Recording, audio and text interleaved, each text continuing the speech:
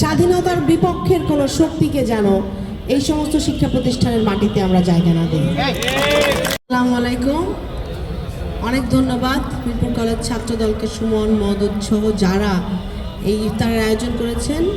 আন্তরিকভাবে ধন্যবাদ জানাই। আমাদের সাথে আমাদের যে সিনিয়র নেতৃবৃন্দ আছেন, মূল দলের অঙ্গ সংগঠনের আমাদের সাথে আছেন মিরপুর কলেজের প্রিন্সিপাল, ভাইস প্রিন্সিপাল সহ শিক্ষক মণ্ডলী, ছাত্রছাত্রীবৃন্দ, সবাইকে আন্তরিকভাবে কৃতজ্ঞতা ও ধন্যবাদ আমাদের সাথে একসাথে ইফতার করার জন্য।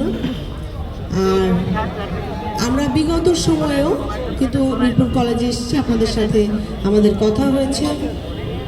সরকার বাংলাদেশ জাতীয়তাবাদী দলের সরকারের কাছে আপনাদের যে দাবিগুলো, সরকারিকরণ কলেজটাকে, তারপরে একটা ভবন নির্মাণের কথা, একটা হোস্টেলের কথা বলা হয়েছিল, এইগুলোর পাশাপাশি প্রত্যেকটা কাজ আমরা সরকারের কাছ থেকে আপনাদের জন্য অবশ্যই করে নিয়ে আসার চেষ্টা করব। এই উদ্যোগটা আমাদের পক্ষ থেকে থাকবে সবসময়, ইনশাআল্লাহ।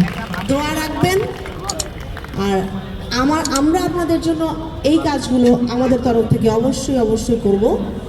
আপনাদের কাছ থেকে আমাদের চাওয়া থাকবে, স্বাধীনতার বিপক্ষের কোনো শক্তিকে যেন এই সমস্ত শিক্ষা প্রতিষ্ঠানের মাটিতে আমরা জায়গা না দিই। ধন্যবাদ আপনাদেরকে। আপনাদের জন্য অনেক দোয়া, শুভকামনা। মিরপুর কলেজের উত্তর উন্নতি হোক। আপনাদের সকলের সফলতা কামনা করি। ধন্যবাদ আপনাদের সবাইকে। বাংলাদেশ জিন্দাবাদ।